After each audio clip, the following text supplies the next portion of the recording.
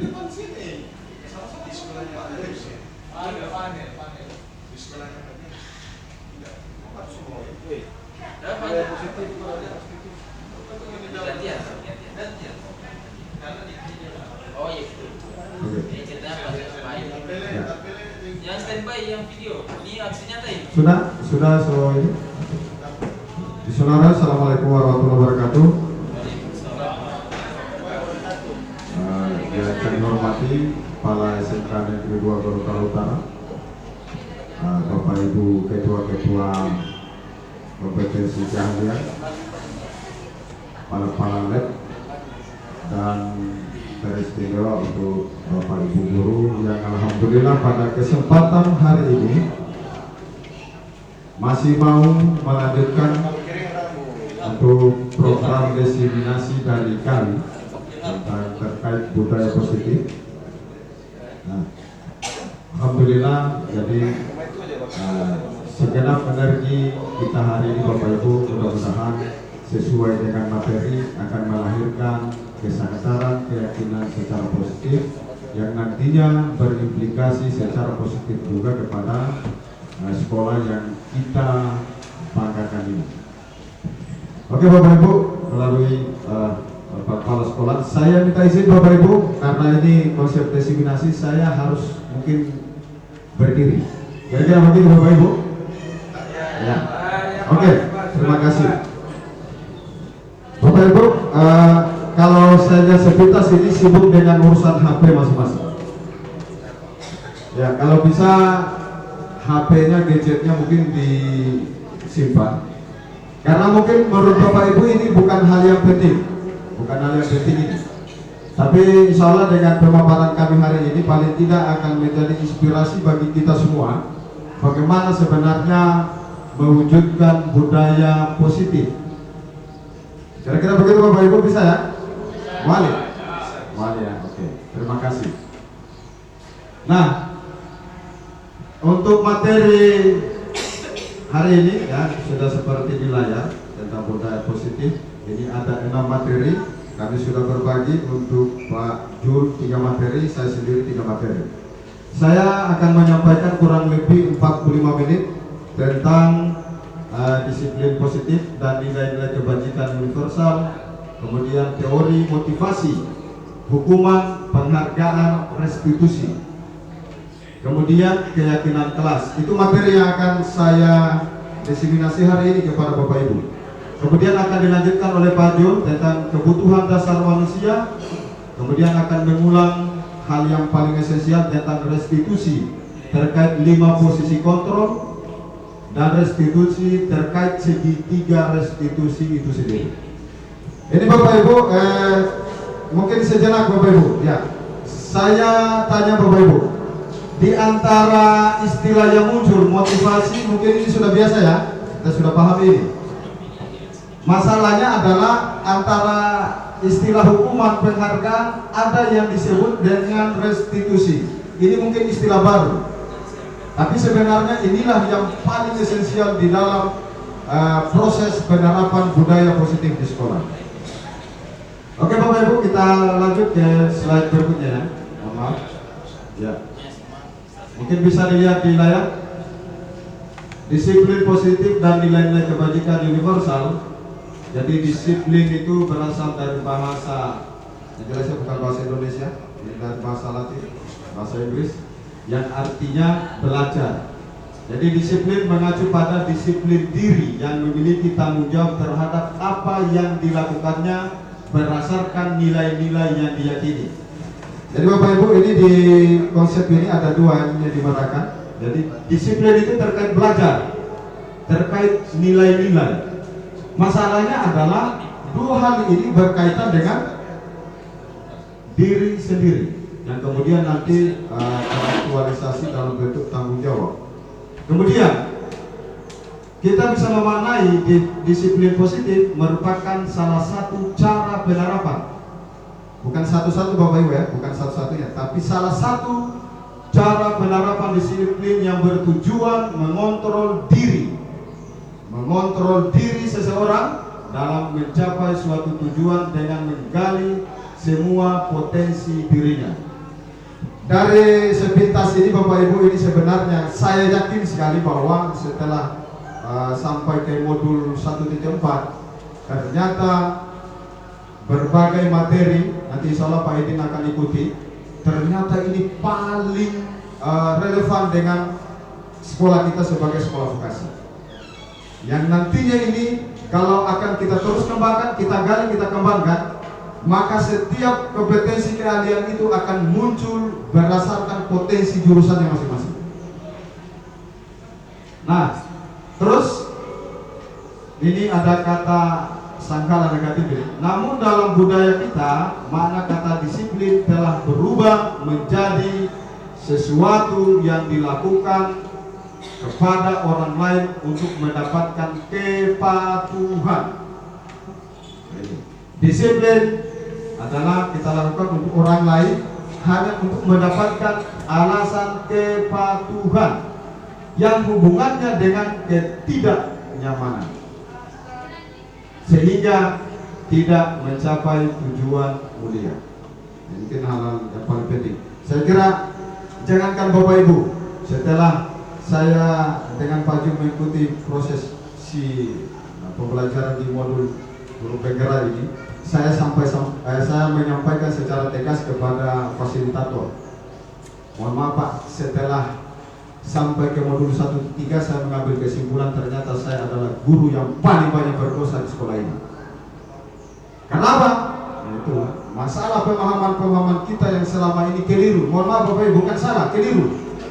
Kenapa saya katakan keliru? Karena keliru itu sudah tahu sebenarnya, tapi kita tidak melakukan. Kalau salah itu definisinya sesuatu yang kita tidak tahu kemudian kita langgar, itu salah. Oke, kita lanjut Bapak Ibu. Oleh karena itu, karena kita sebagai pendidik, ya, tujuan kita adalah menciptakan murid yang memiliki disiplin diri yang mengacu pada nilai-nilai kebajikan universal. Itu yang pertama. Yang kedua, motivasi intrinsik. Kalau Ibu Mei atau Ibu Samsia ini paling paham unsur intrinsik dalam karya sastra. Kira-kira begitu pakai. Ya, karena kalau karya sastra itu ada unsur yang berbangun dari dalam karya sastra itu sendiri. Kita lanjut. Nilai-nilai kebajikan universal. Apa itu? Kita baca dulu keterangannya. Nilai-nilai kebajikan adalah nilai-nilai kebajikan adalah sifat-sifat positif manusia yang ingin dicapai setiap individu. Nilai-nilai tersebut bersifat universal. Kemudian nilai-nilai kebajikan yang akan dicapai tertuang pada dimensi P3, P5 yang baru. Nah, ini kita bisa lihat ada profil pelajar Pancasila. Nah, di sana ada beriman, bertakwa kepada Tuhan Yang Maha Esa dan berakhlak mulia. Kemudian berkegiatan global, bergotong royong. Kalau kemarin sempat kami bahas bergotong royong ini untuk Gorontalo itu sebenarnya paling tinggi, yang dikenal dengan huyulan, mau huyulan. Ya. Jadi setelah proses diskusi bahwa ternyata suku Gorontalo itu adalah kalau berbicara profil pelajar Pancasila sudah terkenal dengan budaya mohuyulannya. Sayangnya kalau dinegatifkan ada namanya tuduhian. Nah itu yang apa namanya? Jadi ada hal positifnya tapi ada hal negatifnya. Kemudian profil pelajar Pancasila terkait juga kebijakan universal itu ada namanya kreatif. Ini kreatif ini sebenarnya Bapak Ibu di sekolah kita ini kreatif ini yang masih sulit untuk kita definisikan secara konkret. Contoh, jadi otomotif. Kalau profil pelajar Pancasila secara konkret dari definisi kreatif apa? Atau misalnya ATPH dan seterusnya. Tapi mudah-mudahan dengan kembalinya Ibu Sardin ini akan menambah nuansa baru. Selamat datang Ibu Sardin untuk APHP. Luar biasa. Kemudian ada namanya bernalar kritis. Nah, bernalar kritis bukan krisis, karena yang terjadi di sekolah kita ini, mohon maaf, jujur saya akan sampaikan, kita sepertinya bernalar krisis, bukan kritis. Jadi kita akan ubah. Kemudian yang terakhir, profil pelajar Pancasila itu terkait dengan aspek kemandirian. Saya kira untuk penanggung kelima ini sudah pahami, teman-teman juga sudah mulai memahami. Kita lanjut Bapak Ibu. Nah, nilai-nilai kebajikan universal, saya kira semua nilai ini Bapak Ibu ini sudah ada sebenarnya, sudah ada. Hanya saja mungkin dari keseluruhan nilai ini ada nilai negatif yang mungkin menutupi nilai-nilai ini, sehingga sangat santun wejangan-wejangan atau petua orang-orang tua dulu bahwa panas setahun dihabiskan oleh hujan sehari. Artinya Bapak Ibu,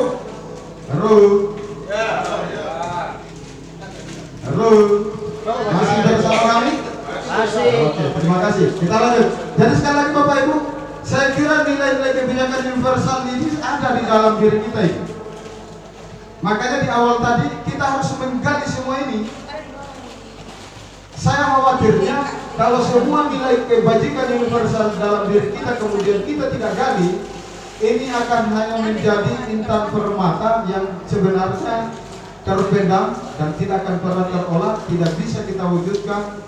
Ya pada akhirnya ya kita sendiri juga ya ini ya.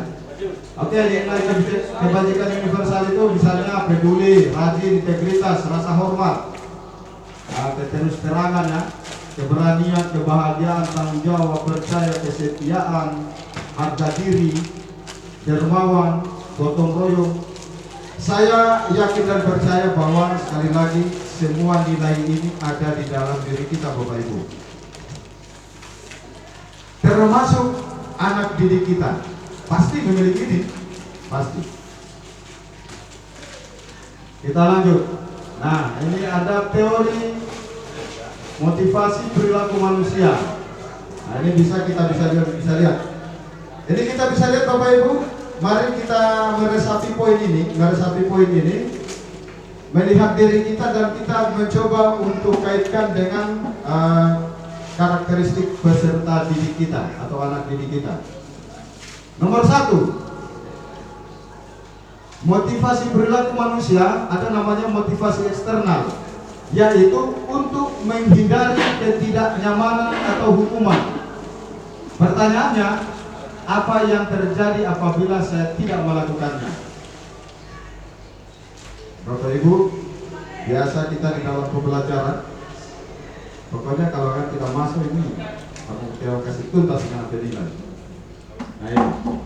Nah, sehingga memang tidak hanya mengherankan peserta didik itu sebenarnya motivasi eksternalnya ini lebih banyak pada poin pertama. Maaf ya, motivasi eksternal. Kemudian yang kedua, masih motivasi eksternal. Kita melakukan sesuatu atau peserta didik melakukan sesuatu untuk mendapatkan imbalan, penghargaan, atau boleh jadi pengakuan dari orang lain. Dan sekali lagi, kita melakukannya untuk apa? Karena mungkin imbalan, karena mungkin penghargaan, atau mungkin pengakuan. Nah, pertanyaannya, apa yang saya akan dapatkan apabila saya melakukannya? Apalagi kita ini biasa ini, kau di ini yang biasa. Kau bisa mau kerja kamar, tapi apa berapa dulu kita punya? Biasa begitu. Ini yang jadi persoalan Bapak Ibu. Dan sekali lagi Bapak Ibu, jangan sampai kita melaksanakan memenuhi tanggung jawab kita sebagai guru sampai detik ini masih termasuk pada motivasi ini. Kalau kita mau mengajar, mau tambah jam, mau ada apa kita? Nah, itu kan kira-kira bahasanya begitu. Ya. Nah, sehingga muncul beberapa tipe. Ada yang memang kita serius bekerja bahkan melampaui ekspektasi. Ada yang memenuhi hanya sekedar menggugurkan kewajiban, atau mungkin ada di antara kita yang tidak mau memenuhi apapun. Kemudian ada namanya motivasi internal. Ini motivasi internal, kita melakukan sesuatu untuk apa? Untuk menghargai diri sendiri. Pertanyaannya, saya akan menjadi orang seperti apa jika saya melakukannya? Nah, jadi Bapak Ibu, inilah dasar teori motivasi perilaku. Jadi ada dua terkait motivasi eksternal dan satunya adalah motivasi internal. Oke, sampai di sini Bapak Ibu, ada yang ingin ditanggapi? atau sharing pengalaman terkait dengan materi sampai dengan di slide 7. Ada Bapak Ibu? Halo. Oke. Oke, Pak Alan silakan. Duluan Pak Alan. Nanti Pak Edi. Oke, Pak Alan silakan. Tidak, Pak Alan silakan duluan. Bapak. Silakan. Ah. Baik, Assalamualaikum warahmatullahi wabarakatuh. Waalaikumsalam warahmatullahi wabarakatuh. Langsung saja tentang yang ini ya. Ya. Ini menarik sekali ya. Berkaitan dengan motivasi eksternal dan internal ini. Yang menjadi pertanyaan adalah ini apa yang terjadi pada diri sendiri, apa yang saya alami, dan tidak bisa saya pungkiri, hindari di antara dua motivasi ini ada pada saya, di dalam diri saya sendiri gitu. Baik itu motivasi eksternal maupun internal gitu. Nah, memang ada plus minusnya gitu, ada kelebihan dan kekurangannya di antara dua motivasi ini seperti itu. Tapi yang kembali lagi yang kurang harapan adalah bagaimana yang ada itu hanya motivasi internal gitu untuk melakukan sesuatu misalnya, atau dalam hal ini kita mengajar ataupun melakukan sesuatu. Oke. Nah, yang menjadi pertanyaan saya adalah motivasi internal ini supaya permanen ada dan tumbuh dalam diri kita itu bagaimana? Ya. Karena kan banyak faktor eksternal juga, banyak pengaruh-pengaruh yang lain juga, sehingga orang kadang motivasi internal itu hilang, goyah. Oke, luar biasa Pak Alan. Jadi tanggapan Pak Alan, bagaimana memperkuat motivasi internal sementara godaan dari luar ini teramat besar. Ya, Luar biasa Pak Alan. Ya, mungkin kita langsung selesaikan satu persatu Pak ini boleh. Izin pakai bisa? Ya. Oke, Pak Alan begini. Pak Alan pasti tahu ikan yang hidup di laut, ikan cakalang misalnya. Nah, mulai dari menetas sampai dia besar kita tangkap, hidup di air asin toh. Nah, tapi kenapa pada saat kita mau olah, Pak Alan, kita olah ikannya itu rasanya tidak asin, bahkan pada saat dimasak kalau tidak tambahkan garam dia tidak enak. Menurut Pak Alan kira-kira bagaimana itu? Apa penyebabnya? Ya, artinya bahwa terkait motivasi internal ini sebenarnya sifatnya sudah permanen ya Pak. Sudah permanen. Karena sudah jelas motivasi yang muncul dari dalam diri itu pasti muncul dengan hadir dia dengan memperkecil hal-hal buruk yang terjadi, bahkan itu sebenarnya akan memperkuat dan bisa jadi penakis dari motivasi eksternal. Hanya saja memang begini, jika tadi analoginya itu seperti ikan, cuma jangan sampai juga motivasi eksternal itu nanti akan seperti jagung, Pak Alan. Kalau jagung itu begini, Pak Alan tahu jagung itu? Jadi bisa tumbuh kemudian berbuah, maka selama sampai tua kita panen itu tongkol jagung itu akan tetap tegak ke atas menuju langit. Kalau guru saya di kampung menyampaikan itu ilustrasi kesombongan. Terus seperti apa sebenarnya? Maka kita harus belajar tadi dari ikan, bisa belajar dari pohon pisang, belajar dari pohon pisang itu analogi bagi motivasi intrinsik yang luar biasa. Kenapa? Pisang itu selama belum mengeluarkan jantungnya, Pak Edin ya, sebagai pertanian, maka dia akan terus tumbuh dan tumbuh mati-matian. Karena dia punya motivasi yang intrinsik yang luar biasa. Artinya pisang itu memberikan pelajaran hidup kepada kita bahwa selama kita belum bisa memberikan manfaat kepada orang lain, maka kita tidak akan pernah berhenti. Meskipun ingat, tantangan dari motivasi eksternal itu sungguh luar biasa.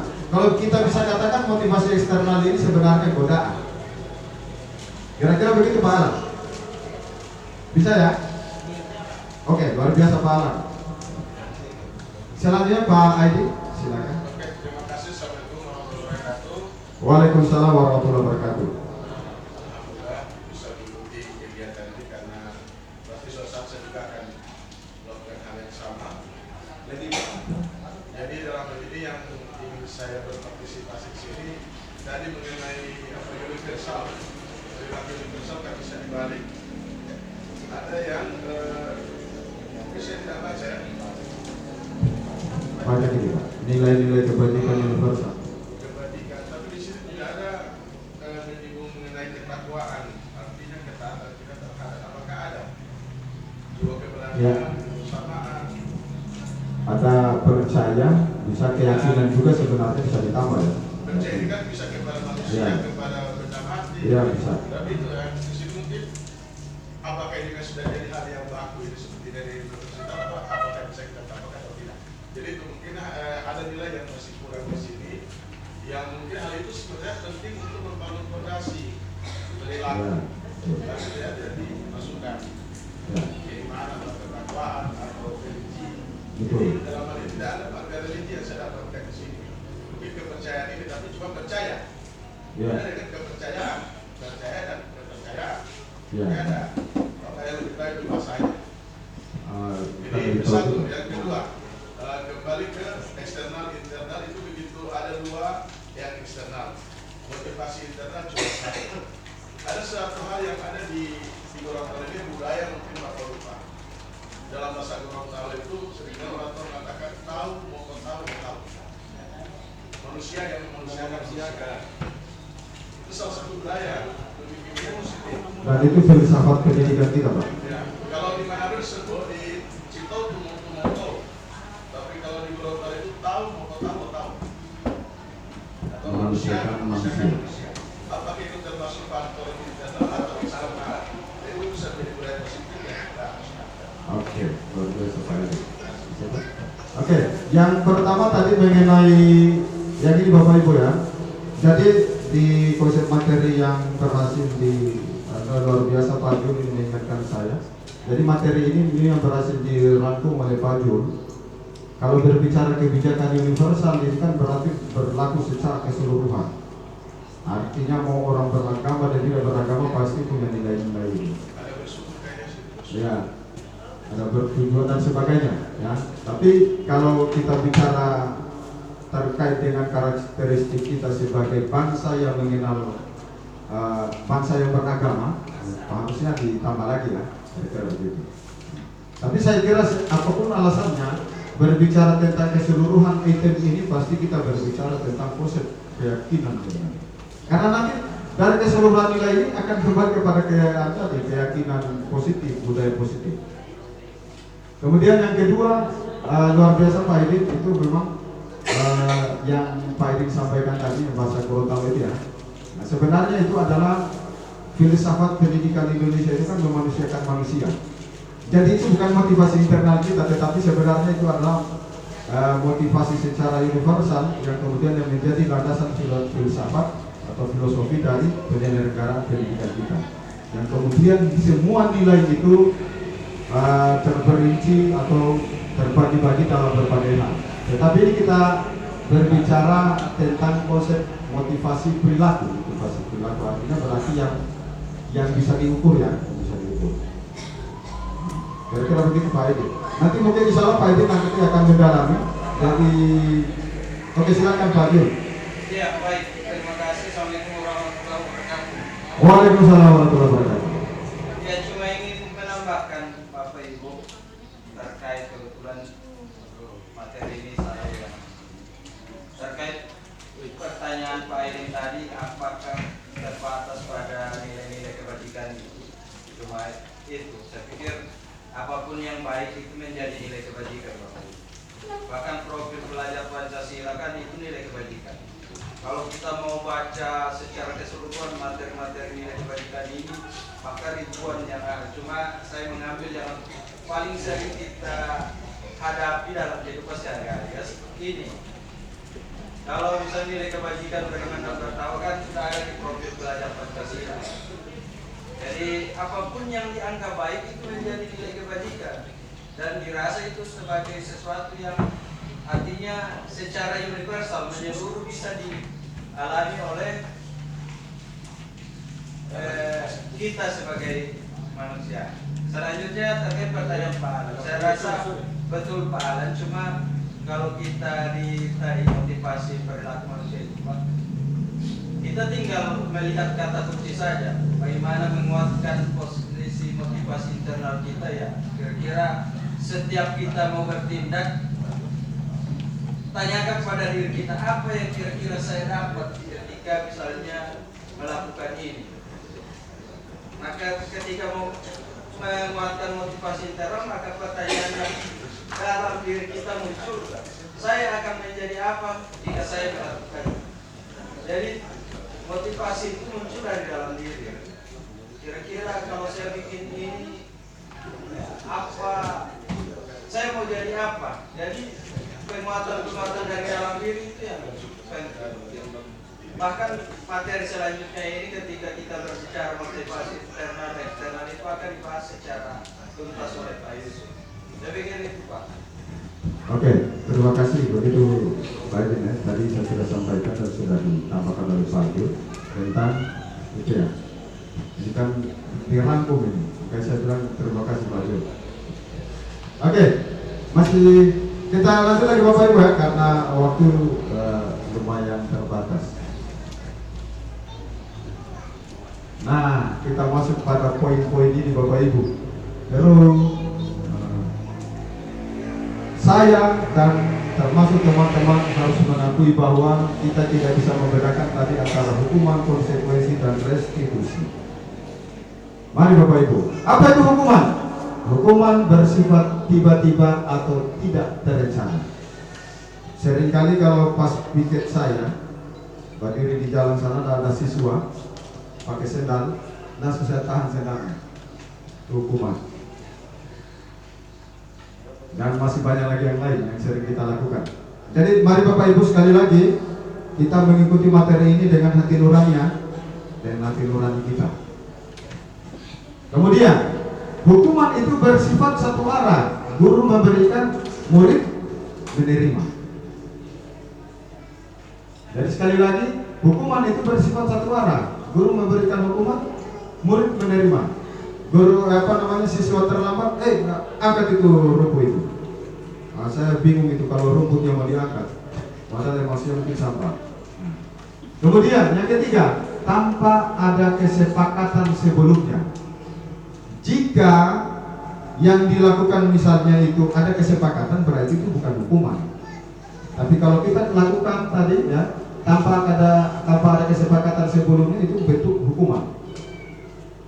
Kemudian yang berikut, hukuman berupa fisik atau verbal, melalui kata-kata dan sebagainya, ini paling berbahaya. Nah, ini luar biasa. Sebenarnya saya itu berharap sebenarnya yang ikut CGP juga ini guru BK, karena ternyata guru BK itu paling berperan di dalam guru bergerak. Mudah-mudahan Pak Madan bisa ikut angkatan 12. Amin kan teman-teman? Ini tidak ada amin kan? Ya, sekedar informasi Bapak Ibu, untuk angkatan guru penggerak yang dibiayai oleh kementerian itu hanya sampai dengan angkatan ke-12. Informasi kemarin terakhir, nanti setelah itu kan pemerintah daerah yang akan biayai, tetapi sampai hari ini katanya pemerintah daerah itu belum ada yang MOU. Nah, tapi dapat tidak usah pesimis Bapak Ibu. Jangan lihat programnya, tetapi kalau ingin perubahan dari diri kita ke sekolah kita, mari kita lakukan. Oke, lanjut Bapak Ibu. Dihukum oleh penghargaan. Ini saya Pak Yudi ini membuat tulisan yang luar biasa. Dihukum oleh penghargaan. Bagaimana itu dihukum oleh penghargaan? Nantinya. Ini Bapak Ibu, yang pertama akan menurunkan kualitas, mematikan kreativitas, mengurangi motivasi intrinsik. Contoh, pas di apel, siapa yang barisannya paling rapi akan duluan pulang, akan cepat pulang. Atau siapa yang bisa menjawab pertanyaan ini, saya akan berikan uang 100.000. Itu nanti ini akan mempengaruhi apa? Menurunkan kualitas, mematikan kreativitas, dan akan kembali kepada motivasi intrinsiknya tadi. Apalagi biasanya kita juga tidak sadar ternyata mengiming-imingi siswa. Seringkali mengiming-imingi ini bagaimana? Kita berikan ini ya, kalau bisa mencapai ini kamu saya kasih hadiah, kamu saya kasih ini. Kita tidak sadari Bapak Ibu bahwa itu sebenarnya menurunkan kualitas itu. Karena nanti siswa itu mau rajin saya sebab mendapat ini atau dan sebagainya. Nah, ini masalah ini. Jadi pada prinsipnya bahwa penghargaan yang menurut kita itu adalah penghargaan hal yang baik, tapi ternyata itu berimbas pada apa? Menurunnya kualitas, kreativitas siswa menjadi bukan, kemudian motivasi intrinsik tadi berkurang, motivasi intrinsik. Jadi artinya motivasi intrinsik itu banyak, banyak yang muncul di dalam diri Pak Alan. Tergantung nanti mana yang paling dominan, tergantung situasi dan kondisi. Nah, masih terkait dengan penghargaan. Gara-gara penghargaan itu sebenarnya adalah wujud halus dari hukuman yang nantinya pertama apa? Pengaruhnya jangka pendek dan jangka panjang. Penghargaan yang diberikan agar seseorang melakukan sesuatu dalam jangka pendek akan muncul sikap ketergantungan, dan lagi akan muncul ketergantungan pada penghargaan sehingga anak akan kehilangan motivasi intrinsik. Itu yang pertama. Yang kedua, penghargaan itu tidak efektif. Kenapa? Penghargaan diperoleh jika ada hal yang disyaratkan. Jika tidak, disyaratkan. Jika tidak mendapatkan penghargaan, maka timbul rasa kecewa. Ini Bapak Ibu, coba kita review, kita flashback ke ini. Berapa banyak siswa murid yang kecewa hanya gara-gara 2.1 dan 2 ini. Ati datang, dia tidak datang lambat, dia jaga masuk kelas. Tetapi hanya gara-gara mungkin, hanya gara-gara, padahal sudah disyaratkan kalau masuk sekian nilaimu sekian, kalau terpenuhi kamu hadir nilaimu tinggi. Tapi ternyata apa? Dia lihat di rapor nilainya hampir sama dengan nilai siswa yang malas-malas, yang jaga bolos. Ini nanti seperti ini Bapak Ibu. Penghargaan itu menjadi tidak efektif. Yang bahayanya lagi, ada siswa-siswa yang selama yang insya Allah sepertinya saya lihat melalui gebrakannya Pak Kepsek, mulai dari semester kemarin kita sudah mulai menekan habis-habisan. Masalah nilai diganti dengan apa? Dengan sapu. Itu menciptakan ketergantungan Bapak Ibu. Bagi siswa yang merasa kemampuannya di bawah karena juga berdasarkan persyaratan akademis dia tidak memenuhi, ya sudah, ya ketergantungan dan terbiasa dia. Biar tidak dia masuk yang penting bahwa satu aman itu. Jadi ini yang harus kita hindari Bapak Ibu. Jadi sekali lagi, kita tidak sadar bahwa penghargaan itu adalah sebuah hukuman. Karena apa? Yang pertama itu berpengaruh secara jangka pendek maupun jangka panjang. Kemudian yang kedua, penghargaan itu tidak efektif. Kita lanjut. Nah ini, penghargaan merusak hubungan. Bagaimana itu penghargaan yang merusak hubungan Bapak Ibu? Karena apa? Menimbulkan rasa iri dari orang lain. Bagi murid yang tidak mendapatkan kesempatan untuk mendapatkan penghargaan, mereka akan berhenti mencoba.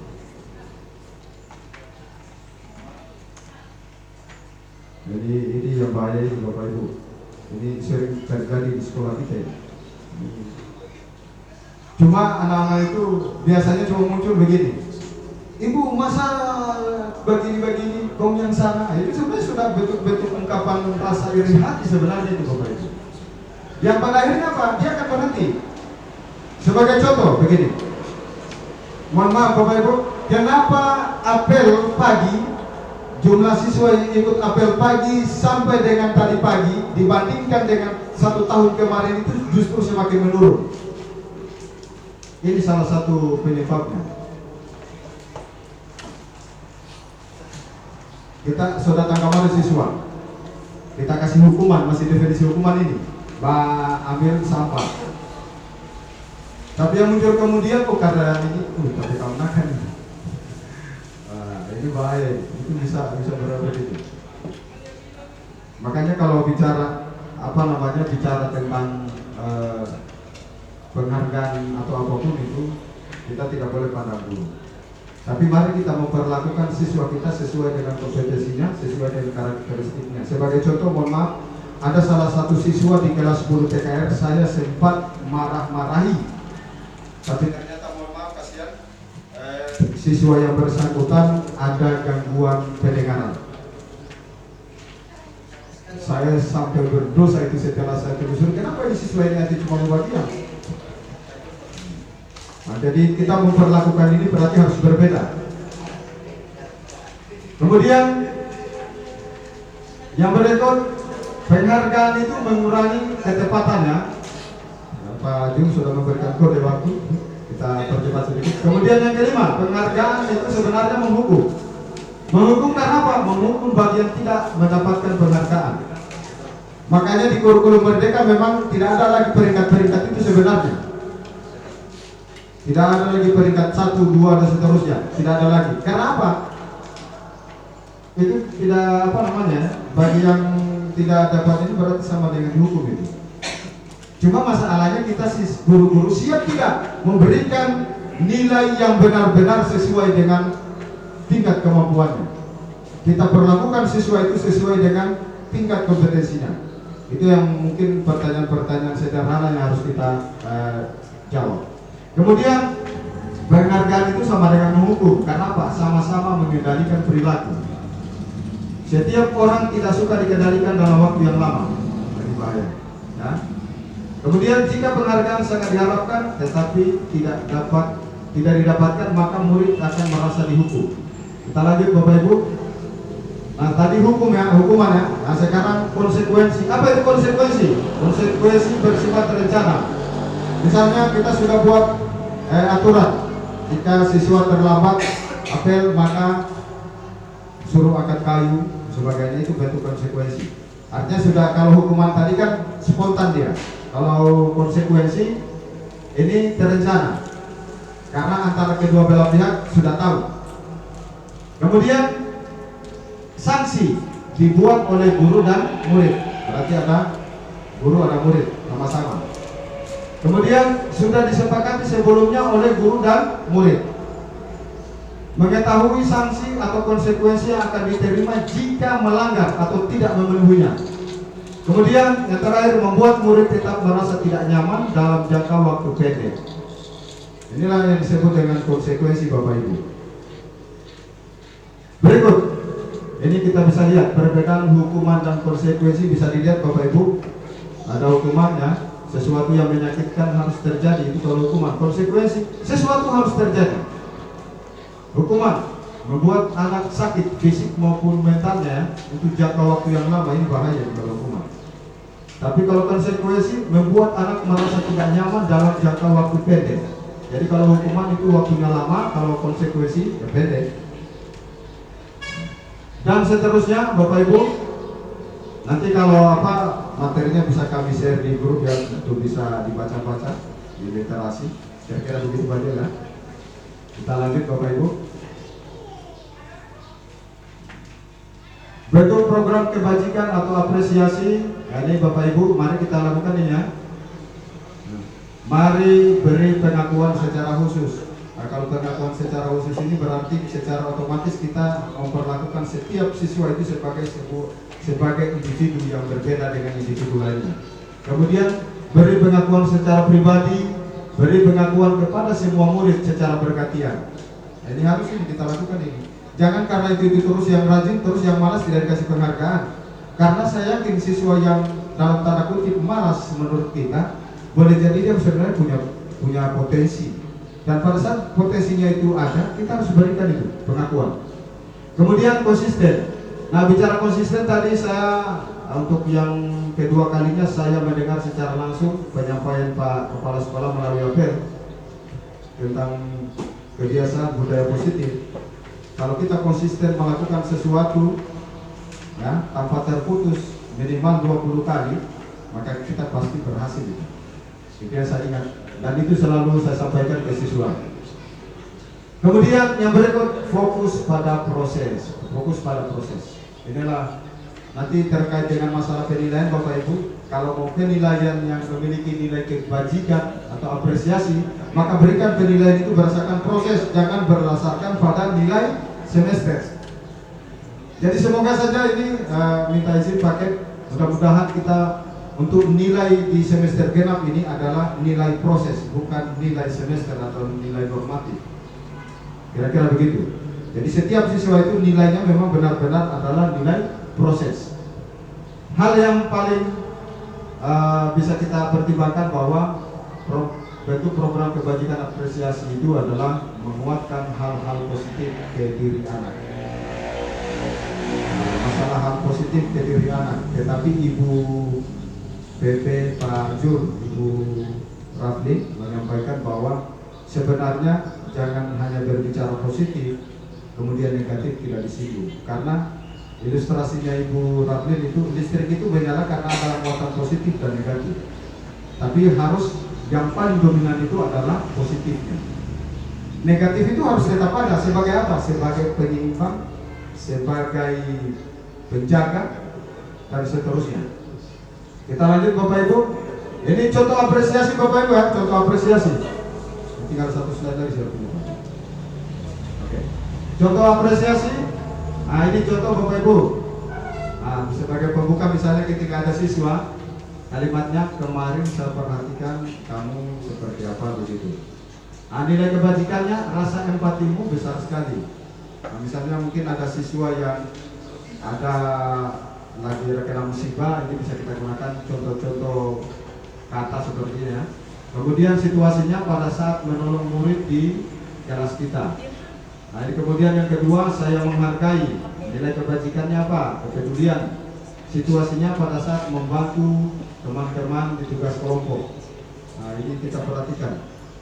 Nah, itu Bapak Ibu, kita rekan dengan penilaian proses tadi, misalnya Bapak Ibu pernah tidak memberikan nilai-nilai tambahan kepada siswa, misalnya pada saat tugas kelompok, tiba-tiba dia berinisiatif, dia ambil kursi, dia bantu temannya, memberikan nilai tambahan tidak? Kalau Ibu Ranti ada? Ada, tapi belum secara konsisten ya, belum ya. Nah, mudah-mudahan ini sudah akan konsisten. Kemudian contoh apresiasi yang berikut. Nah, ini saya kata terima kasih karena sudah melakukan apa. Nah, kemudian nilai kebajikannya rasa tanggung jawab ya. Kemudian situasinya misalnya memungut kertas-kertas atau sampah yang berserakan di lantai. Masih ada lagi. Oke, lanjut. Sudah masuk restitusi. Restitusi adalah proses menciptakan kondisi bagi murid untuk memperbaiki kesalahan mereka sehingga mereka bisa kembali pada kelompok mereka dengan karakter yang lebih kuat. Jadi restitusi adalah proses menciptakan kondisi bagi murid untuk memperbaiki kesalahan mereka, bukan menghakimi kesalahan mereka. Jadi insya Allah Bapak Ibu, salah satu proyek kami yang paling ikonik ini adalah penerapan restitusi di sekolah kita. Jadi tidak ada lagi namanya hukuman, konsekuensi tidak ada. Kita akan lebih banyak menerapkan restitusi. Ini kemarin tugas saya lakukan di siswa, ada yang rambutnya gondrong, ada yang pakai sendal. Saya video, saya tangkap, kemudian saya menggunakan pendekatan restitusi ini. Alhamdulillah besoknya kedua anak itu saya lihat perubahan dengan sendirinya. Jadi restitusi ini kondisi itu ya, kondisi pada anak itu sendiri. Kemudian dengan kondisi itu kita membuat siswa itu menyadari kesalahannya, tetapi bukan kita memaksa dia untuk merasa bersalah. Jadi sekali lagi restitusi kita membuat anak itu menyadari kesalahannya, bukan kita membuat anak itu menjadi merasa sangat bersalah. Nah, begitu kira-kira Bapak Ibu. Kita lanjut. Nah, masalah restitusi kemudian kita kaitkan dengan keyakinan kelas ya, keyakinan. Nah, ini ada pertanyaan, mengapa tidak peraturan saja? Mengapa harus keyakinan kelas? Saya istilah keyakinan kelas ini menanti di guru penggerak ini baru saya tahu juga istilah ini. Tapi setelah kami pelajari perlahan, ternyata arahnya itu luar biasa. Dan ini kami sudah mulai terapkan. Terakhir tadi sebelum ke rapat ini, saya membuat 4 poin terkait keyakinan kelas untuk 10 TKR. Didasarkan pada kenyataan bahwa kelas 10 TKR itu dilabeli sebagai kelas yang paling tidak disiplin. Alhamdulillah ada 4 poin tadi itu menjadi keyakinan kelasnya. Nah, apa itu keyakinan kelas? Ini kita mulai dari pertanyaan pertama. Mengapa kita memiliki peraturan harus menggunakan helm bila mengendarai kendaraan roda 2? Mengapa kita tidak memiliki peraturan 3M? Menggunakan masker, mencuci tangan, menjaga jarak 1,5 meter. Mengapa kita memiliki peraturan harus datang tepat pada waktunya saat mengikuti pelatihan? Apa dan sebagainya. Tujuannya adalah untuk membangkitkan motivasi inspirasi dalam diri yang lebih menggerakkan hati seseorang dibandingkan mengikuti serangkaian peraturan. Kalau bicara keyakinan kelas, mohon maaf Bapak Ibu, bukan berarti Bapak Ibu tidak ini ya, cuma saya tidak lihat. Tapi yang biasanya saya lihat menerapkan keyakinan kelas ini yang dari dulu, karena sering saya lihat itu, yang pertama Pak Aiti, itu biasanya sudah sering lihat. Dan maaf ya, teman-teman lain bukan berarti ini tidak. Tapi yang saya baca itu Pak Aiti sebenarnya sudah menerapkan keyakinan kelas ini. Tetapi mungkin juga termasuk Bapak Ibu, tetapi masih mengarah pada hukuman konsekuensi tadi. Kita lanjut Bapak Ibu. Nah, bagaimana sebenarnya langkah-langkah keyakinan kelas? Ingat Bapak Ibu, keyakinan kelas ini adalah ada langkah-langkahnya. Yang pertama, memberikan kesempatan kepada semua murid untuk berpendapat tentang peraturan yang akan disepakati. Jadi beda dari peraturan ya, beda dari peraturan. Oke. Yang berikut, mencatat semua masukan murid di papan tulis. Jadi Bapak Ibu bisa perhatikan sebentar gitu. Jadi ini keyakinan kelas ini, kalau saya ini lebih dominan harus dilaksanakan oleh wali kelas. Karena nanti kalau untuk di mata pelajaran mungkin ada poin namanya kesepakatan kelas. Ya. Jadi keyakinan kelas. Jadi silakan mencatat semua masukan murid. Apapun yang disampaikan oleh murid itu dicatat. Kemudian menggunakan kalimat positif. Jangan kalimat negatif. Contoh kalimat negatifnya, saya tidak akan terlambat lagi. Nah, kata tidak itu dianggap negatif. Berarti kalimat positifnya apa? Saya akan tepat waktu. Itu kalimat positifnya. Yang berikut langkah keempat, meninjau kembali daftar setelah dicatat. Ya, ditinjau kembali, kemudian mengajak murid untuk mencari nilai kebajikan yang menjadi inti peraturan. Kembali ke nilai-nilai kebajikan tadi.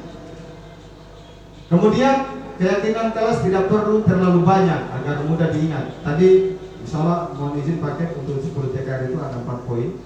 Saya akan lihat progresnya, perubahannya seperti apa, sambil menguji bagaimana efektivitas untuk keyakinan kelas. Kalau memang tidak efektif, berarti saya akan review kembali ada apa yang salah.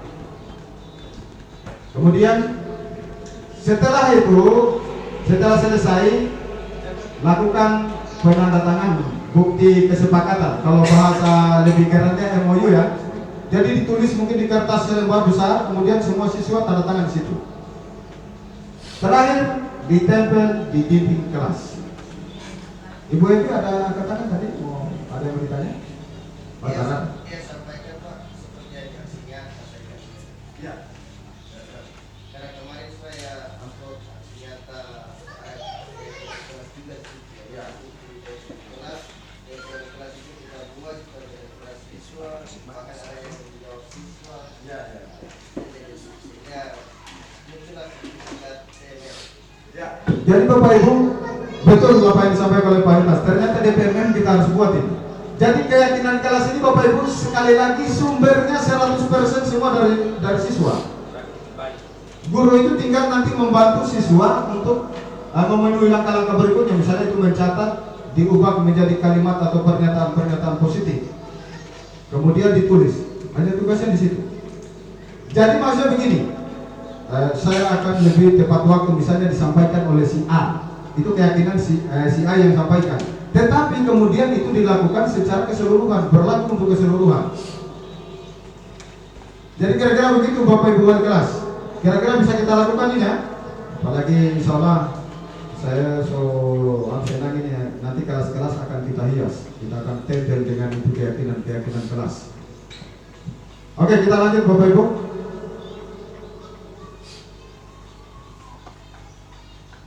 Ya, ini tentang apa namanya, perbedaannya antara hukuman, disiplin ya. Disiplin itu ada konsekuensi, ada restitusi.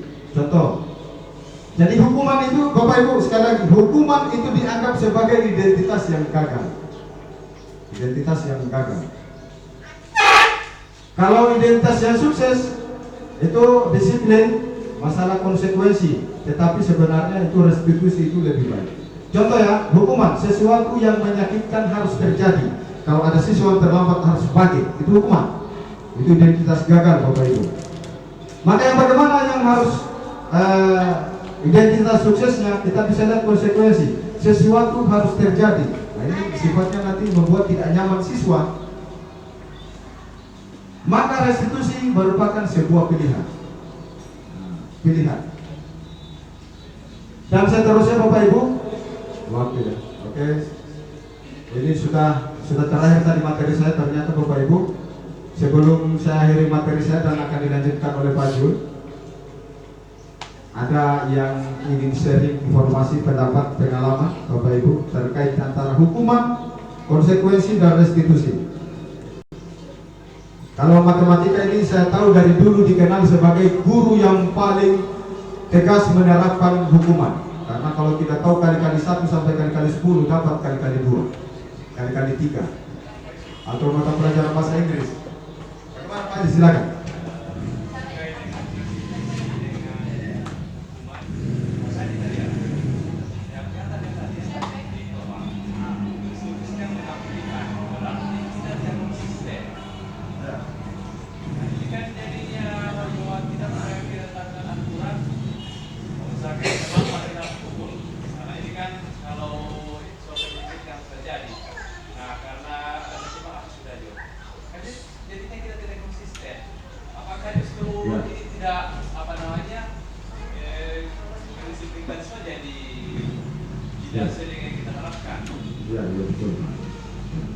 Saya sepakat dengan Pak Ajis, luar biasa. Sekarang begini Pak Ajis, kita kasih samanya. Jadi sekali lagi harus dibedakan antara hukuman, konsekuensi, restitusi. Kalau restitusi sebuah pilihan. Lihat keyakinan kelas itu terkait dengan keyakinan kelas tadi ya. Dia bukan aturan, dia bukan peraturan, bukan tata tertib. Nah sekarang begini Pak Ajis, saya berikan contoh, mohon maaf ini Pak Ajis. Kira-kira Pak Ajis sukanya duduk di mana kalau di kelas, di ruangan sini? Di mana saja? Kalau saya mau tanya, Pak Ajis kira-kira di dalam ruangan ini, di posisi duduk mana yang menurut Pak Ajis paling nyaman? Di belakang. Maka seperti itu, biarkan pilihan itu dari siswa itu sendiri. Maka semua akan di belakang, iya kan? Nah, tetapi kan dalam hal ini artinya masih ada batasan-batasan norma, saya kira batasan-batasan normatif, adab dan sebagainya yang harus tetap kita pertimbangkan. Misalnya begini, seandainya siswa pas bikin keyakinan kelas, Pak Guru saya suka merokok di dalam kelas, kira-kira mau diiyakan itu? Kan tidak, karena berbicara tentang adab norma. Atau Pak Guru saya mau minum khawar di dalam kelas, nah, itu kan jelas tidak bisa kan? Karena kita harus melihat lagi acuan yang tadi ya, berbagai daftar yang ada di kebajikan universal. Nah, jadi mungkin sekali lagi Pak Ajis, jangan, jadi keyakinan kelas ini sebenarnya bukan aturan atau peraturan yang sifatnya mengikat, karena peraturan itu harus ada guru dengan siswa. Bahkan dengan, kalau di ini sekolah biasa bikin dalam bentuk tata tertib. Keyakinan kelas itu adalah hal-hal positif yang berasal memang murni dari siswa itu sendiri. Hal-hal positif. Misalnya begini, pada saat bikin keyakinan kelas, Pak, belajar bukan hanya di ruang kelas. Nah, berarti bagaimana? Karena kata negatif kan? Bukan.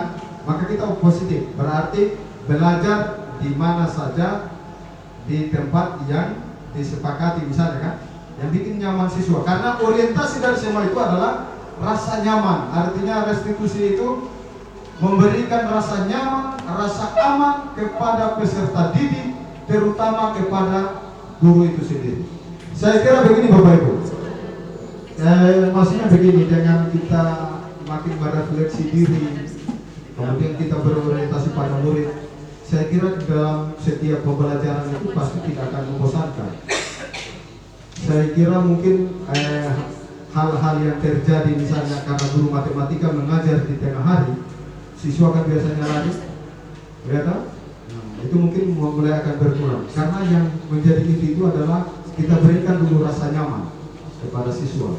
Rasa nyaman itu biarkan Pak Ajis muncul dalam bentuk keyakinan kelas dari siswa itu sendiri. Kira-kira begitu ya. Oke Bapak Ibu, karena waktu saya sudah melebihi, Pak Jul sudah mulai mengantuk. Terima kasih atas partisipasi kontribusi dari Bapak Ibu. Untuk materi saya sudah kira-kira sudah seperti itu, dan insya akan lebih lagi didalami oleh Pak Jul, terutama terkait dengan restitusi. Mohon maaf atas segala kekurangan jika ada hal-hal yang mungkin menyinggung perasaan sebagainya. Itu memang karakter saya memohon maaf secara terbuka kepada Bapak Ibu. Mudah-mudahan apa yang saya sampaikan hari ini bisa memberikan minimal sedikit inspirasi untuk kita semua terkait untuk budaya positif kita di sekolah. Terima kasih. Bila saya bilang fastabiqul khairat. Assalamualaikum warahmatullahi wabarakatuh. Saya serahkan salahnya kepada Pak Jul.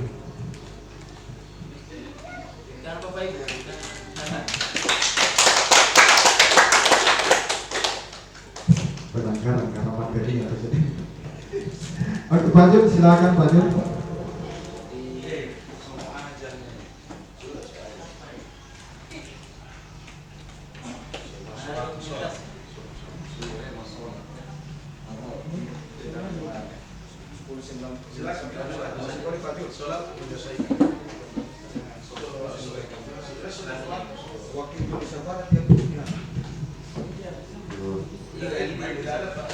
Kasih jeda dulu. Jeda dulu, jeda. Kasih jeda dulu. Ya,